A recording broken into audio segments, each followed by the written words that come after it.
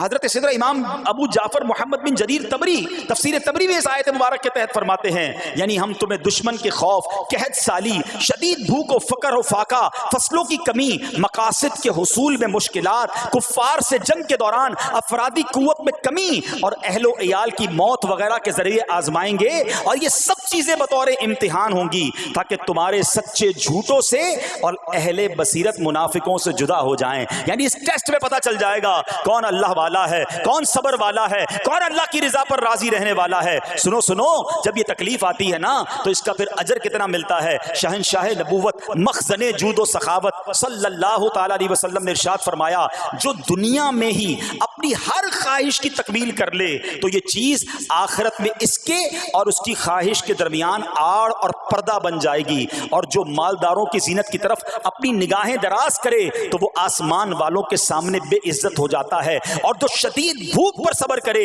اللہ عز و جل اس کو جنت الفردوس میں جہاں چاہے گا ٹھکانہ عطا فرمائے گا۔ ہاں، ہر چیز پوری ہو جائے، جو چاہیے وہ مل جائے، یہ نہیں ہونا چاہیے۔ کچھ نہ کچھ آزمائشیں آئیں گی، اور اگر سب ادھر مل گیا تو ادھر پھر کیا ملے گا؟ ہم اللہ سے یہ دعا کرتے ہیں کہ ادھر بھی عطا فرمائے، ادھر بھی محروم نہ کرے۔ ہاں، ہمیں ڈرتے بھی رہنا چاہیے کہ یار میں جو مانگتا ہوں ادھر مل جاتا ہے، کہیں وہاں محروم نہ رہ جاؤں۔ تو آزمائش آئے تو صبر کرنا چاہیے، اللہ کی رضا کے طور پہ زندگی گزارنی چاہیے۔ ایک بار نبی پاک علیہ الصلوۃ والسلام انصار کے پاس تشریف لے گئے تو فرمایا کیا تم مومن ہو؟ بڑا کمال کا سوال جواب ہے، ذرا غور کیجئے گا۔ ہمارے پاس بھی کوئی آ کر کہے کہ کیا تم مومن ہو تو ہم کیا جواب دیں گے؟ صحابہ خاموش رہے۔ سیدنا فاروق اعظم نے کہا حضور ہاں ہم مومن ہیں۔ شاید ہمارا بھی جواب یہی ہوگا مومن ہیں، مگر اگلا سوال سنو نبی پاک علیہ الصلوۃ والسلام کا۔ فرمایا کہ اگر تم مومن ہو تو تمہارے ایمان کی علامت کیا ہے؟ ہاں، اب ہم سے کوئی یہ سوال کرے تو ہم جواب کیسے دیں گے؟ بھائی تم کہہ رہے ہو مومن ہیں، واٹ از دا سمٹمز؟ کوئی نشانی، کوئی علامت تو بتاؤ نا۔ اب یہ سوال کرنے والے کون ہیں؟ پیارے آقا صلی اللہ تعالی علیہ وآلہ وسلم۔ صحابہ سامنے بیٹھے ہیں، ارشاد فرمائے مومن ہو تو علامت کیا ہے؟ تو کیا شاندار جواب دیا کہ صحابہ کرام نے کہ ہم جب فراخی کی حالت ہوتی ہے نا، آسانی ہوتی ہے تو ہم شکر ادا کرتے ہیں، جب آزمائش آتا ہے، کوئی پرابلم آتی ہے، ہم صبر کرتے ہیں اور اللہ کے فیصلے پر راضی رہتے ہیں۔ نبی اکرم علیہ الصلوۃ والسلام نے جواب میں کیا فرمایا؟ رب کعبہ کی قسم تم مومن ہو۔ تو پتہ یہ چلا کہ مومن ہونے کی نشانی یہ ہے کہ جب اچھے دن آئیں تو شکر کرے، اور مشکل کے دن آئیں تو اللہ کی رضا پر، اللہ کے فیصلوں پر راضی رہے، صبر کرے۔ اب آؤ سوال کرتے ہیں، اچھے دن آتے تو ہم کیا کرتے ہیں؟ ارے بھائی میں تو انتظار میں تھا، تھوڑے پیسے آئیں تو فلاں عیاشی کروں، فلاں گناہ کروں، تھوڑے پیسے تھے تو وہ کام ہی نہیں کر پا رہا تھا، اب تو موقع میں لگا ہے، اب تو دن آئے ہیں۔ معاذ اللہ، جس کو اللہ نعمتیں دیتا ہے، فراخی دیتا ہے، تو وہ اللہ کی نافرمانی میں لگ جاتا ہے، اور جب اس کو کوئی آزمائش بھیجتا ہے تو وہ ناشکری کہہ کر، بلکہ بعض اوقات تو کفریہ کلمات منہ سے نکال کر ایمان سے بھی ہاتھ دھو بیٹھتا ہے۔ ایسا نہیں ہونا چاہیے۔ عقل مند وہ ہے، یاد رکھنا کہ رب جتنی عطائیں بڑھائے ہم اتنے سجدے بڑھائیں، ہم اتنے صدقے بڑھائیں۔ دیکھو نا دنیا میں کیا ہوتا ہے، آپ کو کوئی تحفہ دے، آپ کیا کہتے ہیں؟ شکریہ، جزاک اللہ۔ دوبارہ تحفہ دے، آپ کہتے ہیں بہت مہربانی۔ تیسری بار دے، بندہ کہ یار یہ تو مجھ پر کتنا مہربان ہے۔ اتنی مہربانیاں، ناراض نہیں ہونا چاہیے۔ جو تمہیں دنیا میں 2-4 تحفے دے دے، تم اسے ناراض نہیں کرنا چاہتے۔ جب سے میں پیدا ہوا، جب سے وہ نواز رہا ہے، وہ ناراض نہ ہو جائے اس کا کوئی خیال نہیں، وہ دیے جا رہا ہے۔ ہم تو دیکھتے ہیں نا، بندہ غریب ہوتا ہے، تھوڑے گناہ، جیسے جیسے امیر ہوتا گیا اس کے پر پرزے نکلنا شروع ہو جاتے ہیں، مسجد سے دور، نمازوں سے دور، معاذ اللہ حرام کاموں میں پڑ جاتا ہے۔ ارے اللہ کے بندے، تجھے رب نواز رہا ہے، تیرے تو سجدے بڑھنے چاہیے تھے، لیکن ہوتا کیا ہے؟ وہ عطائیں بڑھاتا ہے، لوگ خطائیں بڑھاتے ہیں۔ نہ کرو ایسا۔ جب فراخی ہو، جب اللہ کی طرف سے آسانی ہو تو شکر ہو، اور جب آزمائش آئے تو صبر ہو۔ یہی مومن کی نشانی ہے، اور اللہ سے دعا کرتے ہیں کہ اللہ کریم ہمیں اپنے شکر گزار اور صبر کرنے والے بندوں میں شامل فرما لے۔ اور یقین کریں صبر کا جو پھل ہے نا، وہ کہتے ہیں نا صبر کا پھل میٹھا، اوہ ہو بالکل ٹھیک کہا، بلکہ بہت میٹھا ہے۔ سنو، اللہ عز و جل فرماتا ہے کہ جب میں کسی بندے کو بیماری میں مبتلا کروں، ہو سکتا ہے یہاں بھی میرا کوئی بھائی بیمار بیٹھا ہو، مدنی چینل کے ناظرین میں سے کوئی بیمار بیٹھا ہو. دیکھو بیماری آئے نا، شکوہ مت کرنا، صبر کرنا. فضیلت سنو، حدیث قدسی ہے، اللہ فرماتا ہے جب میں اپنے کسی بندے کو بیماری میں مبتلا کروں اور وہ اس پر صبر کرے، کسی سے شکایت نہ کرے، تو میں اس کے گوشت کو اچھے گوشت سے اور اس کے خون کو اچھے خون سے بدل دیتا ہوں.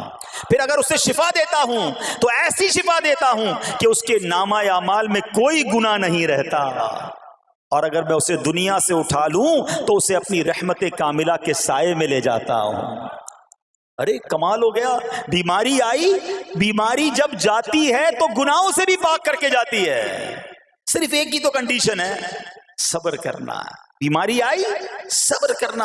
ہاں، کسی سے بات نہ کریں، شکوہ نہ کریں، اللہ کی بارگاہ میں عرض کریں مولا تیری مہربانی، ہاتھ میں درد ہے باقی جسم تو سلامت ہے. اے اللہ آنکھ میں درد ہے باقی جسم تو سلامت ہے. اے اللہ گردوں میں پرابلم ہے میرا باقی جسم تو سلامت ہے، یہ بھی تیری مہربانی ہے. اللہ کرے کہ ہم شکر گزار بندے بن جائیں، کیونکہ یہ بیماری تو ہمارے گناہ معاف کروانے آئی تھی. مگر افسوس یہ ہے کہ جو گناہ معاف کروانے والا کام ہمارے ساتھ ہوا اس میں بھی ہم نے اللہ کو ناراض کر دیا اور شکوے شکایات کی. سنو سنو، اس نے اخلاق کے پیکر نبیوں کے تاجور صلی اللہ تعالی علیہ وسلم نے ارشاد فرمایا. ابھی تو صرف بیماری کی بات ہوئی نا، اب آؤ اگر کسی کو کاروبار میں نقصان ہو گیا، کسی کے پیسے کم ہو گئے، کسی کی جان و مال کا کوئی نقصان ہوا، کوئی آگ وغیرہ لگ گئی. سنو، اللہ کے حبیب علیہ الصلوۃ والسلام فرماتے ہیں کہ اللہ ارشاد فرماتا ہے، پھر حدیث قدسی ہے کہ جب میں اپنے کسی بندے کے بدن یا اس کے مال یا اس کی اولاد کی طرف کوئی سختی بھیجوں، پھر وہ صبر جمیل کے ساتھ اس کا استقبال کرے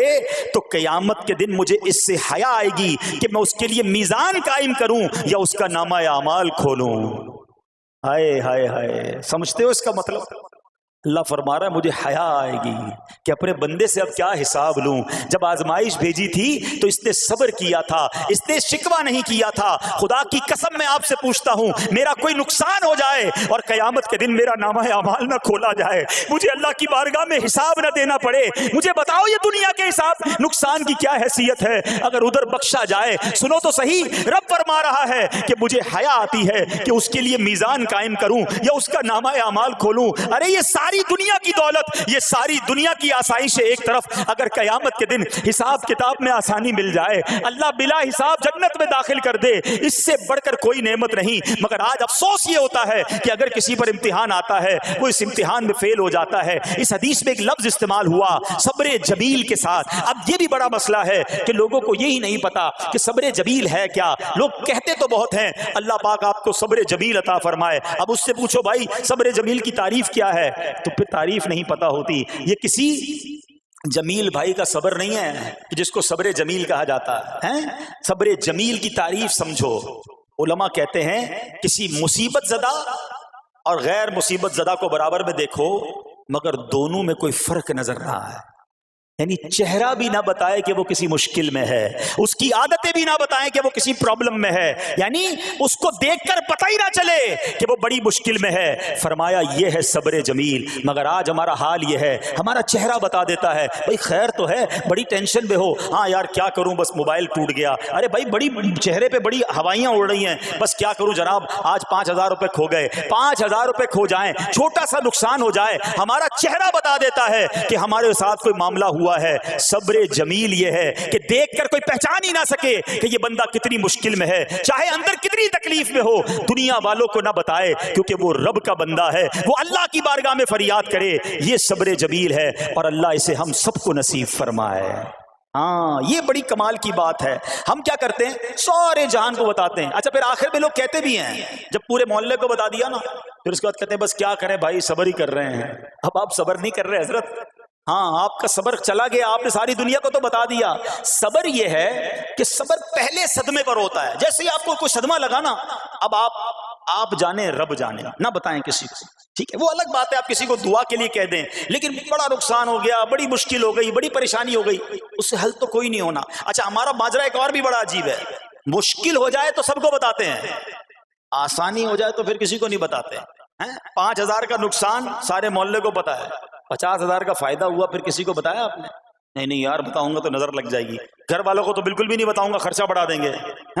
گھر والوں کو ساری ٹینشن کی خبریں جا کے دے رہے ہوتے ہیں، مارکیٹ میں بڑا نقصان ہو گیا، آج بڑا مندہ ہے، ارے بھائی کاروبار بالکل نہیں ہے، تاکہ گھر والوں کا خرچہ روک سکے. اور جیسے ہی کاروبار اچھا ہو گیا، گھر جاتے پھر بھی وہی والا منہ بنا لیتے ہیں تاکہ ان کو پتہ نہ چلے میں بڑے پیسے کمانے لگا ہوں. یہ نہ کیا کریں. ہاں ٹینشن آپ کسی کو بتا کر اپنا صرف ثواب ضائع کرتے ہیں، باقی کچھ نہیں ہوتا. کرنا رب نے ہے. اور یہ اگر آزمائش میرے درجے بلند کرنے آئی ہے، اگر یہ آزمائش مجھے اللہ کے قریب کرنے آئی ہے، تو پھر تو اس کا استقبال ہونا چاہیے نا. ہاں ہمارے بزرگان دین تو آزمائشوں کا استقبال کیا کرتے تھے. اور سنو، یہاں ہو سکتا ہے کہ میرا کوئی نابینا بھائی بیٹھا ہو. بعض اوقات ایسا بھی ہوتا ہے کہ اچانک کسی کی بینائی چلی جاتی ہے، آنکھیں ٹھیک ہوتی ہیں اور اچانک ایکسیڈنٹ ہوا یا کوئی واقعہ ہوا ہے. بہت بڑی آزمائش. اللہ اس آزمائش سے ہمیں محفوظ رکھے. مگر دیکھو میرے رب کی شان دیکھو، جب بھی کوئی تکلیف آتی ہے نا، بندہ صبر کرے، اس تکلیف کا اجر تیار ہے، اس کا کمال سے اس کی رحمت تیار ہے، رحمت کی برسات تیار ہے. سنو، اللہ فرماتا ہے کہ اے جبرائیل، جب میں اپنی کسی بندے کی بینائی لے لوں تو اس کا اجر یہ ہے کہ میں اسے اپنے دیدار سے مشرف فرماؤں گا. ہاں آنکھیں گئی ہیں مگر اللہ فرماتا ہے میں اپنا دیدار کرواؤں گا. بس صرف صبر کرنا ہے. اسی طرح میرے پیارے اسلامی بھائیوں، بعض لوگوں کے یہاں بچے کا انتقال ہو جاتا ہے، چھوٹے چھوٹے بچوں کا انتقال ہو جاتا ہے، یا بعض اوقات پیدائشی بچہ مرا ہوا ہوتا ہے، پیدا اس کا انتقال ہو جاتا ہے، یا بعض اوقات ولادت سے پہلے ہی بچہ ضائع ہو جاتا ہے. بہت شور، بڑا واویلا، بڑا رونا پیٹنا گھروں میں ہوتا ہے. مت کیا کرو ایسا. یقین کریں یہ بہت بڑا انعام تمہیں ملنے جا رہا ہے. ایسا نہ ہو یہ رونا پیٹنا، یہ بے صبری، یہ اللہ کی بارگاہ میں شکوے شکایات، اتنے بڑے تم اجر سے محروم رہ جاؤ. سنو، اللہ کے آخری نبی صلی اللہ تعالی علیہ وسلم نے فرمایا، جس مسلمان جوڑے کے 3 بچے انتقال کر جائیں، اللہ عز و جل ان بچوں پر فضل و رحمت کرتے ہوئے ان دونوں یعنی ماں باپ کو جنت میں داخل فرمائے گا. صحابہ کرام نے عرض کی کسی کے 2 بچے، فرمایا 2 بچے بھی، پھر عرض کی اور 1، فرمایا 1 بھی، پھر فرمایا اس ذات کی قسم جس کے قبضہ قدرت میں میری جان ہے، جس عورت کا کچا بچہ فوت ہو جائے یعنی حمل ضائع ہو جائے اور وہ اس پر صبر کرے تو وہ بچہ اپنی ماں کو اپنی ناف کے ذریعے کھینچتا ہوا جنت میں لے جائے گا. یہ تو جنت کا ٹکٹ تھا. مگر شکوے شکایات، الامان والافیز، گھر میں موت میت کو نقصان ہو جائے، ہماری عورتیں، ہمارے گھر کے افراد وہ واویلا کرتے ہیں. معاذ اللہ، بعض اوقات تو کفریہ کلمات زبان پر ہوتے ہیں. معاذ اللہ ثم معاذ اللہ، کہتے کہ اللہ کو ہمارا ہی گھر ملا تھا، اتنے چھوٹے بچے کا کیا قصور تھا. استغفر اللہ. یہ تمہارے جملے، ایک تو گھر میں مصیبت پہلے ہی آئی ہوئی ہے اور تم اللہ پر اعتراض کر کے معاذ اللہ، اللہ کو ظالم کہہ کے اپنا ایمان بھی ضائع کر بیٹھے، یہ تو اس سے بڑی مصیبت ہو گئی نا. تو نہ کریں ایسا. سنو ہمارے اسلاف کیسے صبر کرتے تھے. حضرت سیدنا فتح موصلی رحمت اللہ تعالی علیہ کی زوجہ محترمہ رضی اللہ تعالی عنہا کا پاؤں پھسل گیا اور ان کا ناخن ٹوٹ گیا. وہ مسکرانے لگی.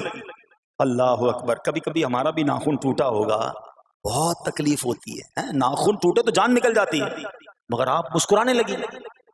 کسی نے پوچھا کہ آپ کو ناخن ٹوٹنے کا درد نہیں ہوا، آپ مسکرا رہی ہیں؟ تو فرماتی ہیں کہ اس درد پر جو ثواب ملے گا نا، مجھے درد پر صبر کروں گی اور جو مجھے اس پر ثواب ملے گا تو اس ثواب کے تصور نے میرے درد کی تلخی کو دور کر دیا. ہائے ہائے ہائے، یہ ہے اللہ والے. ہاں صبر کرنا کوئی ان سے سیکھے. میرے پیارے اسلامی بھائیوں، احادیث میں، روایتوں میں یہ مضمون ملتا ہے کہ اللہ کریم کی بارگاہ میں بندے کا کوئی درجہ رکھا ہوتا ہے، یعنی اللہ کی رضا یہ کہ بندہ اس سٹیج تک پہنچ جائے، اس درجے تک پہنچے، مگر وہ نماز کے ذریعے، روزوں کے ذریعے، عبادتوں کے ذریعے اس درجے تک نہیں پہنچتا. پھر اللہ اس پر آزمائش بھیجتا ہے کہ میرا بندہ صبر کر لے تاکہ صبر کر کے اس درجے کو حاصل کر لے. ہائے ہائے، یعنی مجھ پر کوئی آزمائش آئی تھی میرے درجے بڑھانے، مگر ہائے میری بے صبری، کہ میں نے وہ درجہ پانے کا موقع ضائع کر دیا، میں نے وہ ثواب پانے کا موقع ضائع کر دیا۔ خدا را یاد رکھنا، اگر کسی آزمائش سے گزر رہے ہو تب بھی، اور اگر آئندہ کوئی آزمائش آئے، صبر کا دامن نہ چھوڑنا، یہ تصور کر لینا کہ یہ میرے گناہ معاف کرنے کا ذریعہ بن رہا ہے، یہ میرے درجے بڑھانے کا ذریعہ بن رہا ہے۔ اور سنو، جب مصیبت آئے تو پڑھنا کیا ہے؟ رسول اللہ صلی اللہ تعالی علیہ وآلہ وسلم نے فرمایا، جو مصیبت کے وقت انا للہ و انا الیہ راجعون کہتا ہے تو اللہ عز و جل اس کی پریشانی دور فرما دیتا ہے اور اس کے کام کا انجام اچھا فرماتا ہے، اور اسے ایسا بدل عطا فرماتا ہے جس پر وہ راضی ہو جاتا ہے۔ تو یہ پڑھ لیں، لیکن شکوہ نہ کریں، دنیا والوں کو بتانے کی حاجت نہیں۔ اچھا، وہ جو میں بات کر رہا تھا کہ تکلیف سب کو بتانی ہے اور راحت کے بارے میں کسی کو کوئی شکر کرتا ہوا نظر نہیں آتا۔ ایک بار ایک شخص کے سر پر جو ہے نا وہ تکلیف ہوئی نا، سر میں درد ہو گیا، اس نے پٹی باندھی اور گھومنے لگا۔ اس زمانے میں حضرت رابعہ بصریہ رضی اللہ رحمۃ اللہ تعالی علیہ، اللہ کی بہت بڑی ولیاں ہیں، آپ نے اس کو دیکھا کہ کیوں پٹی باندھی ہے؟ وہ کہتا سر میں درد تھا اس لیے پٹی باندھی ہے۔ بات تھوڑی سی باریک ہے، سمجھدار لوگ سمجھیں گے، اس لیے پٹی باندھی ہے کہ سر میں درد تھا۔ اللہ اکبر۔ اس اللہ والی نے پتہ ہے کیا کہا؟ آپ کہتی ہیں کبھی صحت کی پٹی بھی باندھی ہے؟ یہ جملہ ہے بڑا سمجھنے والا ہے، یعنی اللہ نے اتنے دنوں تک صحت میں رکھا تو کسی کو نہیں بتایا، اور تھوڑے دنوں کی تکلیف آئی تو پٹی باندھ کے سب کو بتانے چلا ہے کہ رب نے بیمار کیا ہے۔ ہاں، ہمیں اللہ کریم کی طرف سے آزمائش ہمیشہ تھوڑی آتی ہے۔ اگر اپنی زندگی کا ہم پورا عرصہ کیلکولیٹ کریں نا کہ بھئی 40 سال کا کوئی بندہ ہو گیا ہے تو کتنے دن ہوئے 40 سال میں؟ ٹھیک ہے، ایک بار کبھی بیٹھ کے اکیلے میں حساب کرنا، اتنے ہزار دن میں نے دنیا میں گزارے، کتنے دن بیمار رہا؟ تو شاید چند دن، 100 دن، 50 دن، 200 دن بنیں گے۔ کئی ہزار دنوں میں سے اگر چند دن اللہ نے مجھ پر آزمائش ڈالی تو ہزاروں دن راحت بھی تو ڈالی نا، صحت بھی تو عطا فرمایا۔ اتنے دن جس رب نے چھاؤں میں کھڑا کیا، اگر تھوڑی دیر کے لیے دھوپ آئی ہے تو مجھے شکوہ نہیں کرنے چاہیے۔ یاد رکھنا، ہر رات کے بعد صبح ہے، ہر دھوپ کے بعد چھاؤں ہے۔ اگر تم انتظار کرو گے تو رب ایسی رحمت تم پر نازل کرے گا، اپنے غیب کے خزانوں سے عطا فرمائے گا۔ قرآن میں رب نے وعدہ کیا ہے، وَمَن يَتَوَکَّلْ عَلَى اللَّهِ فَهُوَ حَسْبُهُ، جو اللہ پر بھروسہ کرے اللہ اس کے لیے کافی ہے۔ مگر ہمارا پرابلم یہ ہے کہ جب مشکل آتی ہے ہم یہ ساری باتیں بھول کر بس شکوہ، شکایات اور پریشانی میں چلے جاتے ہیں۔ ارے آپ اس مصیبت کو اللہ کی طرف سے نعمت سمجھ لو، اللہ کی طرف سے یہ سمجھ لو کہ میرے گناہ معاف کروانے، میرے درجات بلند کرنے کے لیے آیا ہے۔ اچھا، اب ایک اور بات، بعض اوقات شیطان ہے نا، وہ کسی کے دماغ میں وسوسہ ڈالتا ہے کہ یار جب میں نمازیں نہیں پڑھتا تھا نا تب تو اتنا پریشان نہیں رہتا تھا، جب سے نمازیں شروع کی، دعوت اسلامی کے اجتماع میں آنے لگا، مدنی قافلوں میں سفر شروع کر دیا، اب تو میں نے کچھ ذمہ داری بھی لینا شروع کر دی ہے۔ ارے میں نے جب سے امامہ پہنا ہے، یہ داڑھی رکھ لی ہے، میری کوئی اسلامی بہن سن رہی ہے کہ بے پردہ گھومتی تھی تو کوئی اتنا ٹینشن نہیں تھا، اب میں نے جناب پردہ کرنا شروع کیا ہے، قرآن پڑھنا شروع کیا ہے تو ٹینشنیں شروع ہو گئی ہیں۔ اب شیطان بعض لوگوں کے ذہنوں میں یہ وسوسہ ڈالتا ہے کہ میں تو دین کے قریب ہو رہا ہوں، اللہ کے قریب ہو رہا ہوں، اور مجھ پر آزمائشیں کیوں آ رہی ہیں؟ سنو، سبحان اللہ، اللہ کے حبیب علیہ الصلوۃ والسلام کی کیا شان ہے۔ ہم اعلیٰ حضرت ایسے ہی نہیں کہتے کہ میں نثار تیرے کلام پر، ملی یوں تو کس کو زبان نہیں، وہ سخن ہے جس میں سخن نہ ہو، وہ بیان ہے جس کا بیان نہیں۔ میرے آقا نے کم و بیش 1450 سال پہلے یہ مسئلہ سالو کر دیا۔ حضرت سیدنا سعد بن ابو وقاص رضی اللہ تعالیٰ عنہ فرماتے ہیں کہ میں نے عرض کی، یا رسول اللہ صلی اللہ تعالیٰ علیہ وسلم، سب سے زیادہ مصیبتیں کن لوگوں پر آئیں؟ گلی مقاتی نا، پنجابی میں کہتے ہیں نا، گالی بات ہی ختم کر دی۔ حضور یہ بتائیں سب سے زیادہ مصیبتیں کن لوگوں پر آئیں؟ پیارے آقا نے فرمایا انبیاء پر۔ اللہ اکبر، اللہ کے سب سے قریب تو انبیاء ہیں نا، انبیاء پر، پھر ان لوگوں کے بعد جو لوگ بہتر ہیں، پھر ان کے بعد جو بہتر ہیں۔ سنو اب اگلا جملہ، بندے کو اپنی دینداری کے اعتبار سے مصیبت میں مبتلا کیا جاتا ہے۔ اگر وہ دین میں سخت ہوتا ہے اس کی آزمائش بھی سخت ہوتی ہے، اگر وہ دین میں کمزور ہوتا ہے تو اللہ عز و جل اس کی دینداری کے مطابق اسے آزماتا ہے۔ بندہ مصیبت میں مبتلا ہوتا رہتا ہے یہاں تک کہ اس کے دنیا میں ہی اس کے سارے گناہ بخش دیے جاتے ہیں۔ گویا اللہ کی یہ رحمت ہے کہ بندہ بڑا نیک ہو رہا ہے، رب چاہتا ہے کہ اس بندے پر آزمائش بھیجوں، میرا نیک بندہ صبر کرے، اس کے گناہ معاف ہو جائیں اور میرے پاس آئے تو اس کو جنت میں داخل کر دوں۔ اللہ اکبر۔ اے پیارے اسلامی بھائیو، یاد رکھنا، اب جو میں نے ایک سوال قائم کیا تھا نا کہ یار میں تو دین کے قریب، میں تو اللہ کے قریب ہونے کی کوشش کر رہا ہوں اور ایک کے بعد ایک آزمائش آ رہی ہے، یہ کیا ہے؟ اب ایک اور حدیث سن لو، سبحان اللہ۔ حضرت سیدنا انس رضی اللہ تعالیٰ عنہ سے روایت ہے، سرکار والا تبار، ہم بے کسوں کے مددگار، شفیع روز شمار، دو عالم کے مالک و مختار صلی اللہ تعالی علیہ وآلہ وسلم نے فرمایا، جب اللہ عز و جل کسی بندے سے محبت فرماتا ہے، سننا ذرا غور سے، اللہ عز و جل جب اپنے کسی بندے سے محبت فرماتا ہے یا اسے اپنا دوست بنانے کا ارادہ فرماتا ہے تو اس پر آزمائشوں کی بارش فرما دیتا ہے۔ اب سوال ہے نا کہ میں اللہ دوست بھی بنا رہا ہے، اللہ کریم اس پر محبت بھی فرما رہا ہے اور آزمائشیں بھی بھیج رہا ہے۔ دوست پر آزمائشیں کون بھیجتا ہے؟ دوست کو تو راحتیں ڈالی جاتی ہیں۔ ہائے ہائے، اب یہی تو امتحان ہے، یہی تو چیک ہے۔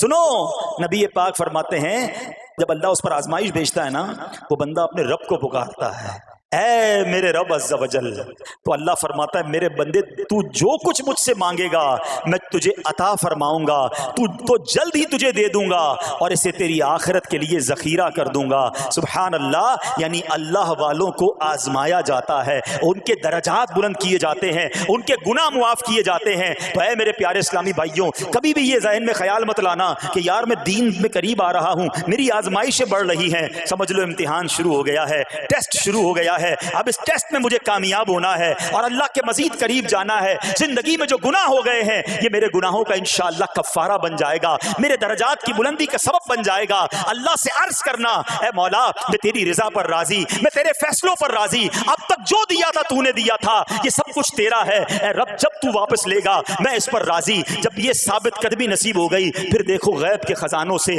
کیسا آپ کے دل پر سکینہ اترے گا، پھر کیسا آپ پر رحمتوں کا نزول ہوگا۔ تو اے میرے پیارے اسلامی بھائیوں، مصیبتیں آ چکی اور آنے بھی والی ہیں، پہلے ذہنی طور پر تیار رہنا مگر صبر کرنا۔ یہ چند دنوں کی، چند گھنٹوں کی، چند لمحوں کی مصیبت ہے مگر یہ تمہارے درجات کو بلند کر دے گی۔ رب کریم صبر کرنے والوں کو پسند فرماتا ہے، اور جو میں نے بات کہی تھی کہ صبر بھی کریں اور جب اللہ کریم کی طرف سے راحتیں آ جائیں تو شکر بھی کریں۔ کیا شاندار رب کا قرآن میں فرمان ہے، اللہ فرماتا ہے وَإِذْ تَأَذَّنَ رَبُّكُمْ لَئِن شَكَرْتُمْ لَأَزِيدَنَّكُمْ وَلَئِن كَفَرْتُمْ إِنَّ عَذَابِي لَشَدِيدٌ۔ اللہ قرآن میں فرماتا ہے اور یاد کرو جب تمہارے رب نے اعلان فرما دیا کہ اگر تم میرا شکر ادا کرو گے میں تمہیں اور زیادہ عطا کروں گا۔ ہاں شکر کرو رب اور دے گا، مگر اگلا حصہ سمجھنے والا ہے، اور اگر تم ناشکری کرو گے تو میرا عذاب سخت ہے۔ اللہ نے اپنے عذاب سے بھی ڈرایا ہے اور شکر کرنے کا درس بھی دیا ہے۔ تو بہرحال میرے پیارے اسلامی بھائیوں، اللہ کریم سے میں دعا کرتا ہوں کہ اپنے نیک بندوں کے صدقے، کربلا والوں کے صبر کے صدقے، نبی پاک علیہ الصلوۃ والسلام کے طائف کے میدان میں پتھر کھا کر دعا دینے والے صبر کے صدقے رب کریم ہمیں بھی صبر کی نعمت نصیب فرمائے۔ صرف زبانی نہیں، قلبی طور پر ہمیں صبر کرنے والوں میں شامل فرما لے۔ اگر ہم پر کوئی آزمائش ہے تو رب کریم یہ آزمائش ہمارے گناہوں کا کفارہ بنا دے، ہمارے درجات کی بلندی کا سبب بنا دے۔